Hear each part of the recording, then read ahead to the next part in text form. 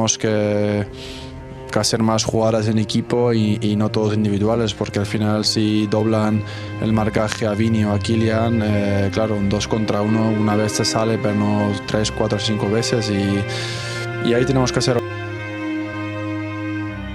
On 16th April 2025, the Santiago Bernabéu was packed with 77,000 believers, all waiting for the usual miracle. And yet, when the final whistle echoed through the concrete cathedral, the scoreline read 0-2 on the night, 1-5 on aggregate, and the only noise left was a mixture of stunned silence and scattered boos. Thibaut Courtois stood in front of the pitch-side cameras, gloves still muddy, voice crystal clear. We're not a team right now. We keep crossing as if Joselu's still here. Double mark Vini or Kylian, and we run out of ideas. A few meters behind him, Luka Modrić, the maestro who conducted 6 Champions League winning symphonies, walked straight down the tunnel. No wave, no words, no curtain call. His contract ends on the 30th of June. There is still no renewal on the table. Two legends, shouting and whispering at the same time, pointed to the same crack in the marble. Real Madrid's empire is shaking from the inside. The Belgian didn't raise his voice, he sharpened it.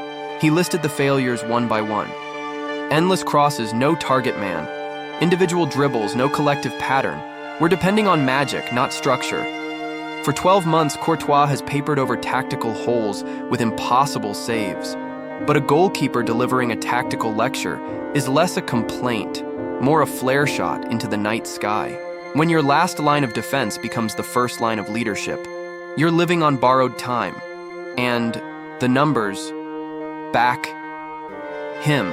Madrid attempted 33 hopeless crosses in the second leg alone, more than in any Champions League game since the dark post-Cristiano days of 2018-19. But that was only the first crack in the glass.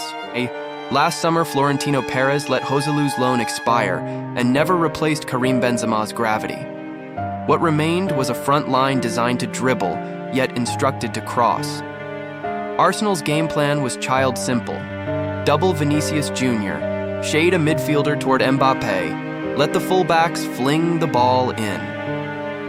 Madrid recorded 0 headed shots on target in 180 minutes. Imagine handing Lionel Messi 40 high balls a night and praying. That's how Madrid looked. Giants at the wings, ghosts in the center. Yet, the tactical void is only symptom. The illness goes deeper. From 2014 to 2022, opponents feared Madrid's flash counter triangle. Modrić turns, Kroos quarterbacks, Benzema drops, Vini accelerates. Every piece clicked like a Swiss chronograph. Fast forward to April 2025. The triangle is a straight line of isolated dribblers. Pressing efficiency in European matches is down 18% compared with 2023 to 24. Opponents, once paralyzed by the possibility of a 5-second counter, now squat in 2 banks of 4, waiting. Courtois' post-match mantra, collective football, wasn't a buzz phrase, it was a diagnosis. The patient lacks a heartbeat. But while he shouted, another legend slipped through the cracks. Modrić turns 40 in September, but his legs still whisper passes teenagers can't imagine. Yet on this fatal night, he played 24 minutes, touched the ball 9 times, and then disappeared into the bowels of the stadium, possibly for the last time in white. The club's official stance? Decision in June. Translation, indifference. Opinion pieces beg the board to show respect, but Madrid's corridors already feel colder. Citaturn, None News 9. It's a pattern carved into marble. Casillas boxed up his locker, alone. Raul left with a handshake and a shrug. Marcelo's farewell video drew more tears than the live stadium did. History here is hero today. Footnote, tomorrow. The boardroom's silence, however, is now louder than Courtois' alarm. Carlo Ancelotti once radiated grandfatherly calm. Now he radiates uncertainty. The Italian says he doesn't care if his contract, which runs to 2026, is honored. Behind the scenes, sources claim Brazil have given him a post-Copa del Rey deadline to accept their national team throne.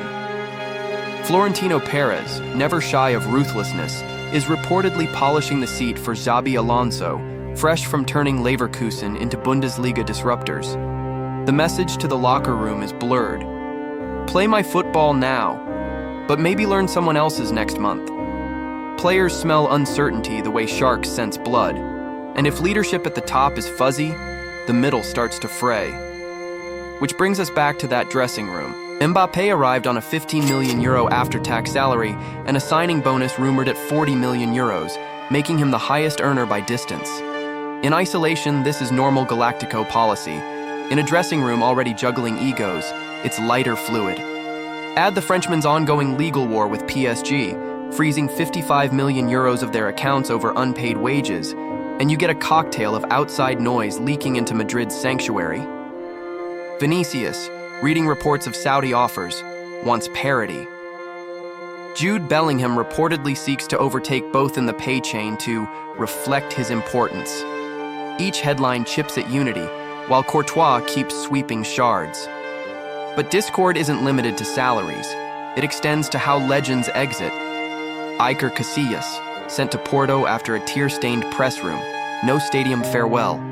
Sergio Ramos, contract lapses amid COVID emptiness. Marcelo, quick hug, bye-bye. Now Modrić risks the same vanishing act. Every empire needs ceremonies to remind newcomers why the crest matters. Cut those roots, and the badge becomes just a shirt. The veterans aren't asking for statues. They're asking for acknowledgement that sweat and silver once mixed here.